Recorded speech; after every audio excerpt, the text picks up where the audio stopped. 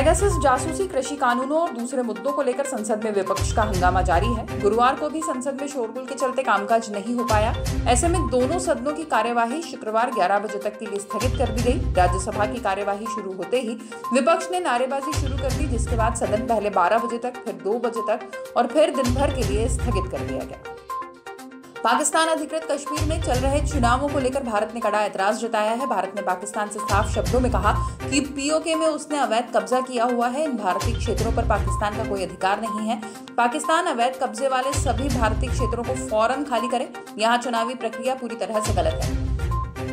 भारत में भी mix and match vaccine को लेकर जल्द ही ट्रायल शुरू हो सकता है। सूत्रों के मुताबिक central drug standard control organisation के एक्सपर्ट पैनल ने कोवैक्सीन और कोविशील्ड के डोज की मिक्सिंग को लेकर ट्रायल की मंजूरी देने की सिफारिश की है।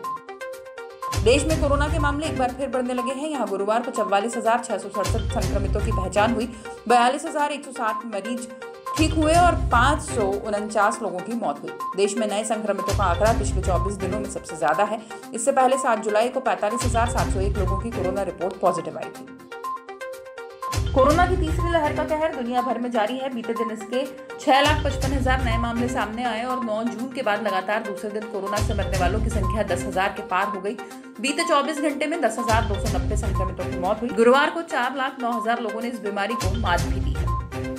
टोक्यो ओलंपिक में भारत का एक और मेडल पक्का हो गया है। भारतीय मुक्केबाज लवलीना बोर्गोहेन चीनी ताइपे के चिन निये चेन को हराकर 69 किलोग्राम वेट कैटेगरी के सेमीफाइनल में पहुंच गई हैं। तीनों राउंड में लवलीना ने प्रतिद्वंदी मुक्केबाज को टिकने नहीं दिया। पहले राउंड में 5 में से 3 जजों ने लवलीना के पक्ष में फैसला सुनाया है।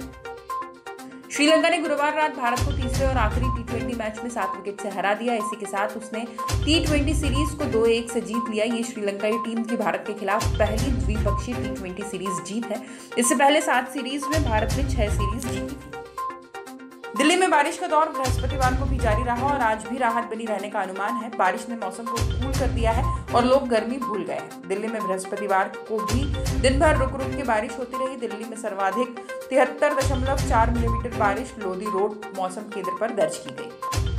अंतर्राष्ट्रीय बाजार में कच्चे तेल की कीमतों का सीधा असर घरेलू बाजार में नजर आता है। फिलहाल कच्चे तेल बाजार में इन दिनों नरमी बनी हुई है। ऐसे में देश में पेट्रोल डीजल की बढ़ती कीमतों से आम जन को लगातार 13वें दिन राहत मिली है। भारतीय तेल विपणन कंपनियों ने आज भी ईंधन के दाम में किसी तरह का बदलाव नहीं किया है। एशियाई शेयर बाजारों में बिकवाली से दबाव को घरेलू बाजार ने दरकिनार कर दिया है। बीएसई सेंसेक्स और एनएसई निफ्टी एक बार फिर हरे निशान में आ गए हैं। सेंसेक्स 52,800 की तरफ बढ़ रहा है और निफ्टी 15,800 से ऊपर आ गया है।